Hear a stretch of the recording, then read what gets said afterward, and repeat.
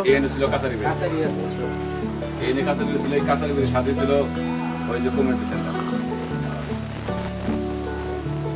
ওটা দিকে যেমন যে হাসপাতাল।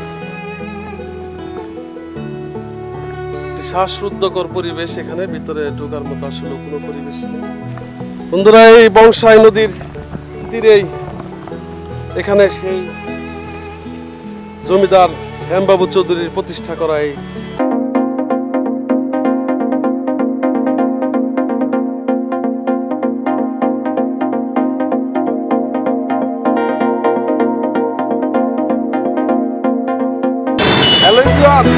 আসসালামু আলাইকুম। আশা করি আল্লাহর রহমতে সকলে ভালো আছেন। মধুপুর নামটা শুনলে কেমন যেন মনে পড়ে যায় সেই মধুপুরের বিখ্যাত মধুপুরের আনারস আর হাজার বছরের ইতিহাস ও ঐতিহ্য, সবুজের সমারোহে আচ্ছাদিত গহীন অরণ্য। আর এই গহীন অরণ্যের মাঝে লুকিয়ে আছে বাংলার জমিদারদের ইতিহাস সম্বলিত বিভিন্ন জমিদার বাড়ির সাথে মসজিদ, নদী-নালা, খাল-বিল, যা মধুপুরকে করেছে সমৃদ্ধ। বলছিলাম সেই মির্জাবাড়ি ইউনিয়নে অবস্থিত আমবাড়িয়াতে একটি প্রত্নতাত্ত্বিক নিদর্শনের কথা। চলুন আপনাদেরকে নিয়ে যাব সেই প্রত্নতাত্ত্বিক নিদর্শন দেখতে। সম্পূর্ণ ভিডিওটি দেখতে থাকুন। আর এই সম্পূর্ণ ভিডিওটি জুড়ে আপনাদের সাথে রয়েছি আমি নিলয় মাহমুদ। আমি এই মুহূর্তে দাঁড়িয়ে রয়েছি সেই মধুপুরের বিখ্যাত মধুপুর বাস স্ট্যান্ড, মধুপুরের সেই আনারস চত্বরের সামনে। চলুন এখান থেকে আপনাদেরকে নিয়ে যাব সেই মির্জাবাড়ি ইউনিয়নের আমবাড়িয়াতে। চলুন ঘুরে আসি সেখান থেকে। এখান থেকে মির্জাবাড়ির দূরত্ব 8 কিলোমিটার আর আমবাড়িয়ার দূরত্ব 10 কিলোমিটার। আপনি দেশের যে কোনো স্থান থেকে মধুপুর বাস স্ট্যান্ডে নেমে যাবেন। এই বাস স্ট্যান্ড থেকে মাত্র 200 মিটার সামনে গেলেই সাথীর মোড়। এই সাথীর মোড় থেকেই ব্যাটারি চালিত অটোরিকশা চেপে যেতে পারবেন মির্জাবাড়ি অথবা আমবাড়িয়াতে। মির্জাবাড়ি কোনটা যায় ভাই? কত করে ভাড়া? কত করে? হ্যাঁ হ্যাঁ, বাজারে 20 টাকা। আর আমবাড়িয়া গেলে রিজার্ভ নিতে হবো। রিজার্ভ কত?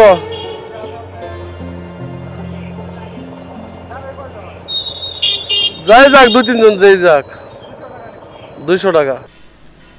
আমরা প্রথমে মির্জাবাড়ি যাব, তারপর সেখান থেকে আমবাড়িয়াতে যাব।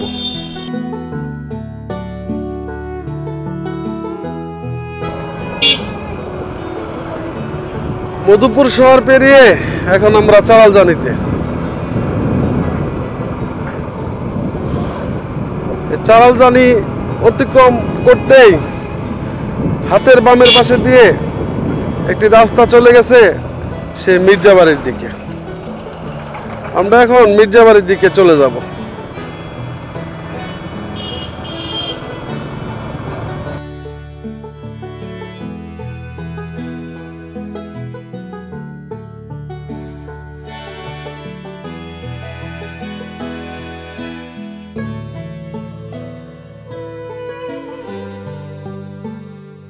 চলতে চলতে রাস্তার দুপাশের সবুজ ক্ষেত আর চারপাশের গ্রামীণ পরিবেশ আপনার মনকে চনমনে করে দিবে।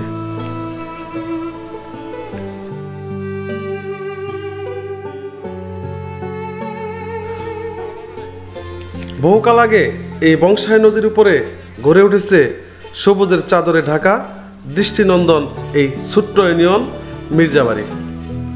আমার জীবনে বহু গ্রামের মধ্যে এই গ্রামের দৃশ্য আমাকে মুগ্ধ করেছে। সত্যি অপরূপ সৌন্দর্যের লীলাভূমি এই গ্রামটি।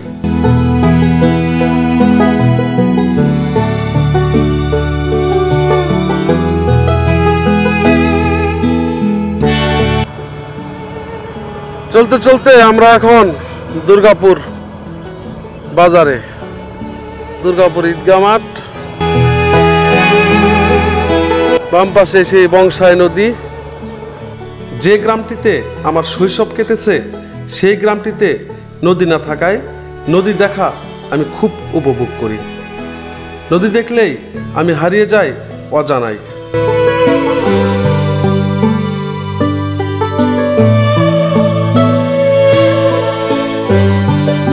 অবশেষে আমরা মির্জাবাড়ি বাজারে।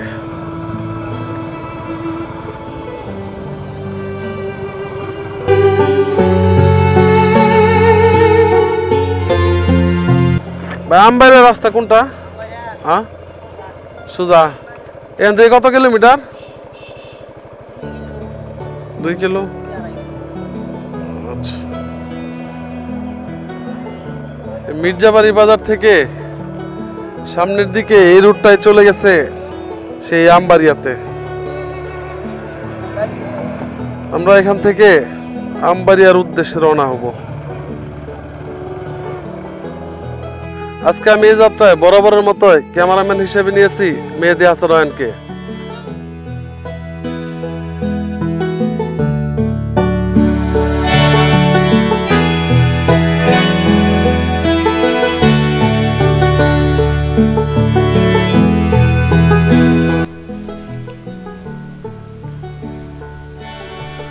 সকালের স্নিগ্ধ বংশায় নদীর এই দৃশ্যটি খুবই মনোরম। এখানে নদী ও মানুষ যেন একে অপরের সাথে মিলেমিশে একাকার।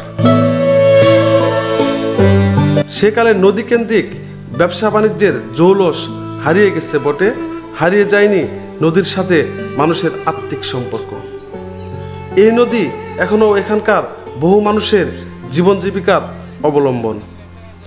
মধুপুরের মির্জাবাড়ি ইউনিয়নের উপর দিয়ে বয়ে যাওয়া এই বংশায় নদী আপনাকে ব্যাপকভাবে আকর্ষণ করবে।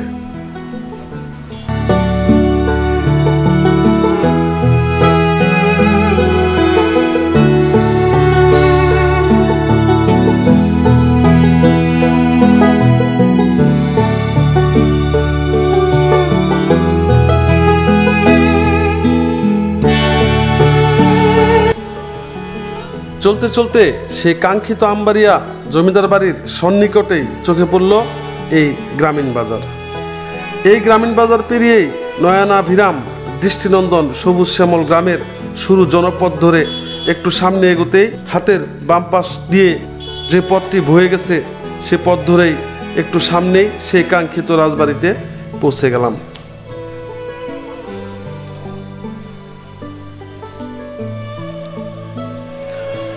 আমরা প্রাচীন জমিদার বাড়ির সামনে দাঁড়াতেই ভিতরের কিছু লোক উঁকি মারতে থাকলো, আর একটু ভয়ে জড়সড় হতে থাকলো।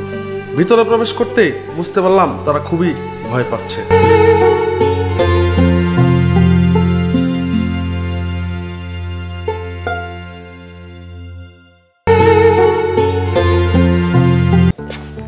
আমরা এগুলো দেখতে আসছি আর ভিডিও করতে আসছি, সমস্যা নাই, আপনাদের কোনো সমস্যা নাই। আচ্ছা, আপনারা কি এটার ইতিহাস সম্পর্কে জানেন যে কিভাবে হয়েছে এই রাজবাড়িটা? এসব জানেন না? ওইখানে স্থানীয় যারা, আপনারা কি স্থানীয় না? ও, আপনারা বাইরে থেকে আসছেন? কোথা থেকে আসছেন? ও আচ্ছা আচ্ছা, তাহলে তো সমস্যা নাই।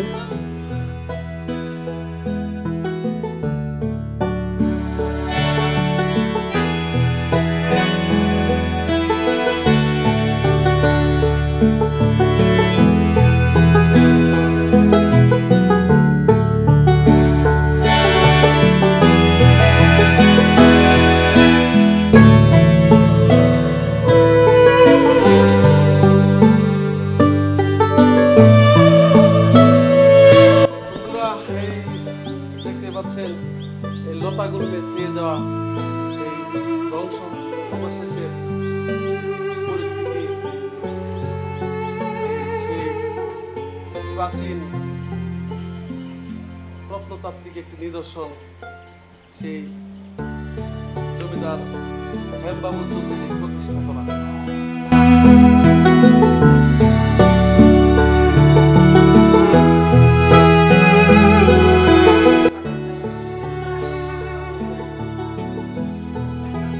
সঠিক কোনো তথ্য না থাকায় আমরা বলতে পারতেছি না যে এখানে আসলে কি ছিল, তারা কিভাবে ব্যবহার করত।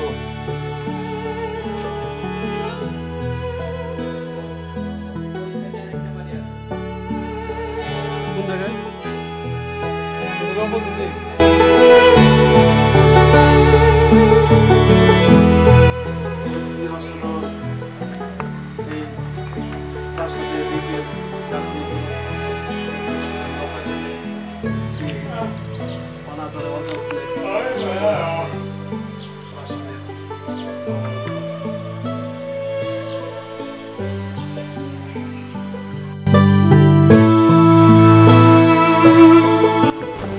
এখানে একটি রুম রয়েছে ভিতরে, চলুন ভিতরে প্রবেশ করে দেখি।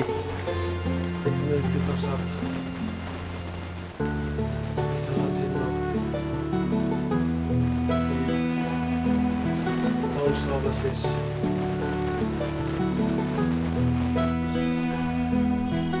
দেখুন কত পুরাতন এই জমিদার বাড়ির উপরে গাছগাছালি হয়ে গেছে, অনেকটা ভেঙে পড়েছে এই জমিদার বাড়ি, পরিত্যক্ত অবস্থায় রয়েছে।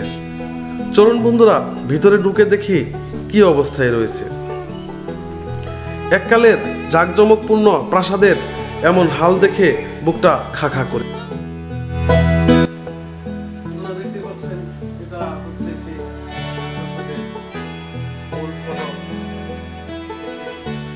বারান্দা সংগলিত প্রাসাদ ছিল।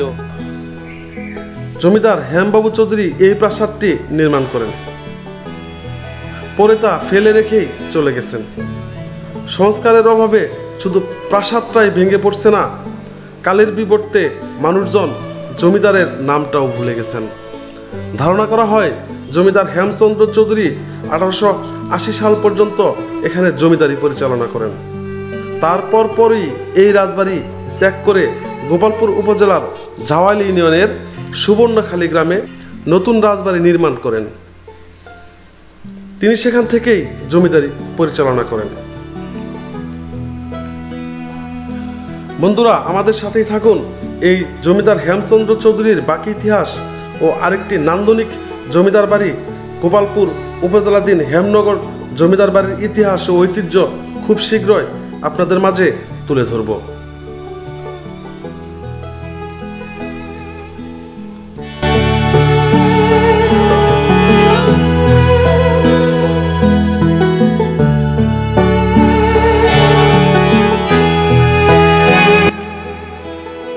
বন্ধুরা এখানে আরেকটি ভবন রয়েছে, সেই ভবনের একটু পশ্চিম পাশে অপোজিটে।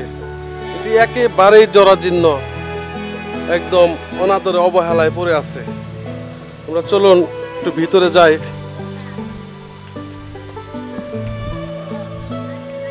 এখানে ভিতরে যাওয়ার মতো কোনো পরিবেশ নেই, এটি ভয়াবহ ভয়ানক জায়গা।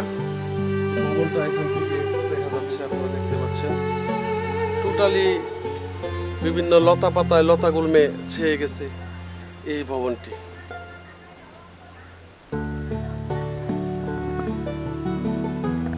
শ্বাসরুদ্ধকর পরিবেশ, এখানে ভিতরে ঢোকার মতো আসলে কোনো পরিবেশ নেই। আর এই পাশে দেখতে পাচ্ছেন এই ওয়ালগুলো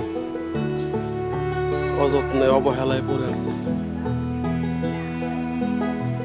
সবই লতাগুলো ছেয়ে গেছে। বন্ধুরা এই দেখতে পাচ্ছেন আমার পিছনে সেই জমিদার হেমবাবু চৌধুরীর প্রতিষ্ঠা করা এই জরাজীর্ণ রাজপ্রাসাদের ধ্বংসাবশেষ। আনুমানিক 200 বছর আগে। এখান থেকে তারা 200 বছর আগে ছেড়ে চলে গেছে। হ্যাঁ চলে গেছে পাকিস্তান আগে। এরা এখান থেকে সুবর্ণপুর বাড়ি করে, সেটা ওই যমুনা নদীতে নেওয়ার পরে আবার হেমনগরে বাড়ি করে। হেমনগর যখন বাড়ি করে তখন এখানেও তারা খালনা করে ওই গায়ের এখানে পূজা করছে। পূজা আমরা কিছু কিছু মনে পড়ে জমিদার দেখে নাই, কিন্তু তা আমরা পয়লা যারা আছে তারা পূজা করছে। ওই সময় আমার বাপ মা পূজা করে আছে। আমরা এইটাই মন্দির,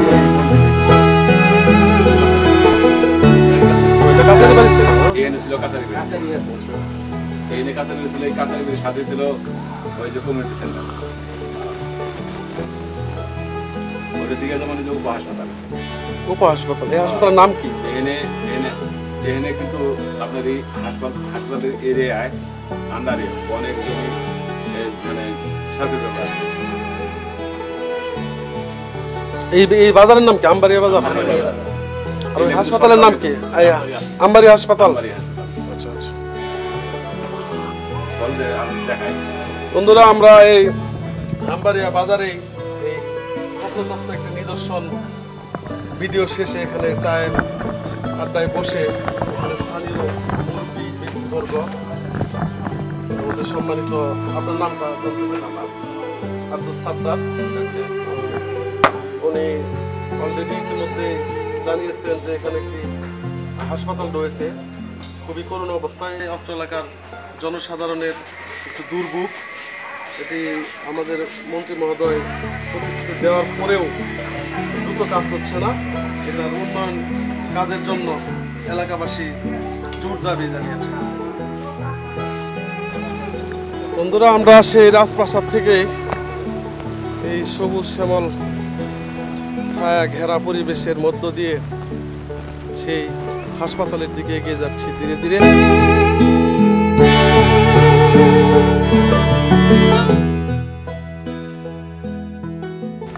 বন্ধুরা, এই বংশাই নদীর তীরেই এখানে সেই জমিদার হেমবাবু চৌধুরীর প্রতিষ্ঠা করা এই ঘাটটি দেখতে পাচ্ছেন। অসাধারণ একটি কাজ করা হয়েছিল এই ঘাটটিতে। এর পাশেই রয়েছে সেই হাসপাতাল।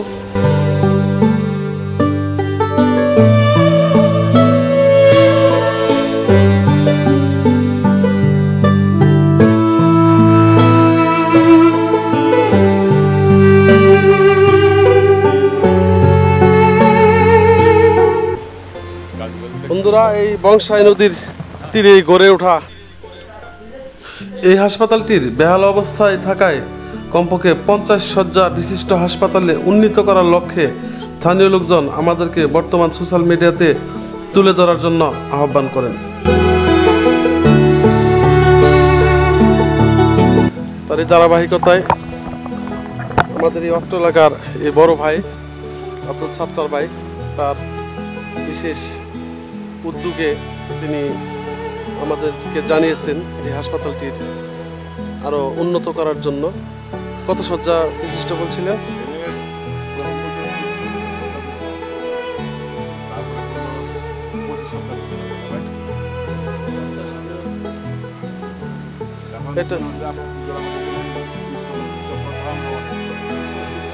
এখানে মোটামুটি কতটুকু জায়গা রয়েছে?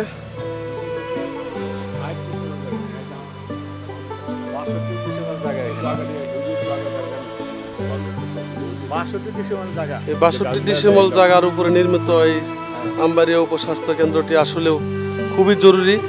কমপক্ষে 50 শয্যা বিশিষ্ট একটি হাসপাতাল হওয়া এলাকাবাসীর এমনটাই দাবি করেছেন। এমনটাই জানতে পারলাম অত্র এলাকার লোকজনদের সাথে কথা বলে।